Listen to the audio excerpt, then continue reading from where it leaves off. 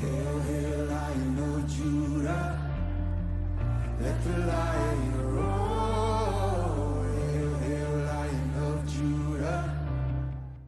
Hi, Carlos again. Glad you could join me today as we look at the last part of Isaiah chapter 41, verse 10, steer clear of fear. Now, we've already gone over two proclamations the Lord has made to King Hezekiah and to his people, and now we're looking at the second of two promises contained in the verse. And let me read that part of the verse for you. It says, "Yea, I will uphold thee with my right hand of righteousness." Uphold is an interesting word, and it kind of tells us its meaning right as we read it. It means to hold up someone or something. Now, in the Hebrew, in the text there, the literal meaning for that word uphold means to sustain, to keep fast, and to help or follow close. I'm a big brother. I have a little sister. And I remember different times where I knew and I was told and reminded that it was my duty as the older brother to follow closely with my sister. If we were walking home from school together, or if we were in the store, or whatever the case may be, if we're on the bus together, if we were waiting for someone outside of someone's home, I always stayed close by her or followed close by her to make sure that everything was okay. And I think that's a beautiful picture of who God is, because he follows close. But this word also means literally to sustain. God will sustain us. He will stay close, not just for a season, but he is close enough to sustain us for a lifetime. So if you have that imagery of a big brother, or like a big sister if you have one, right? They hover over you, and we've talked about that before, but they stay with you, and they follow close with you, and they sustain you and make sure everything's okay and support you, right?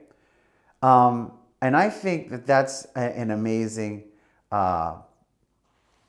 promise that God will be with us and that God will uphold us.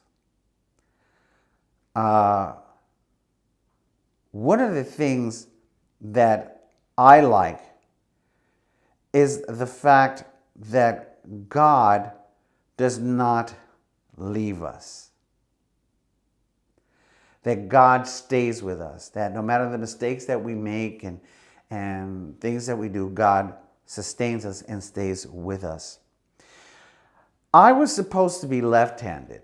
Now, if you know in the rest of this scripture that God tells us that he will uphold us with his righteous right hand. So I was supposed to be left-handed. So I guess apparently whoever was in my life, I don't want to blame my parents, but they made sure that I was throwing with my right hand, eating with my right hand, catching and throwing with my right hand. Ironically enough, I am right-handed, and I still use my phone, and when I talk to people, I always use my left hand. And ironically enough, my oldest son is left-handed, and I just left him that way. My youngest son is right-handed, so it's all good. But when they spoke in the Hebrew culture about the right hand, it was meant to show us the strong side of someone. Not to say that God has a weak side, but especially in a culture where there were some warriors, most of the warriors were right-handed, so the shield was in the left hand and the sword was in the right. So it was the side that meant business, it's the side that showed your strength.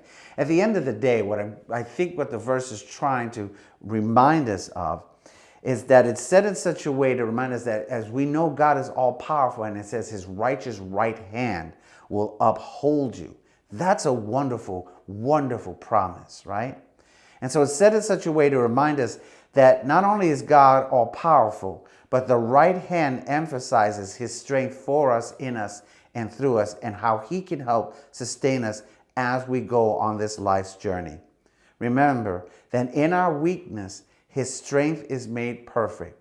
And because of this, we can steer clear of fear. God bless. Hail, Let the light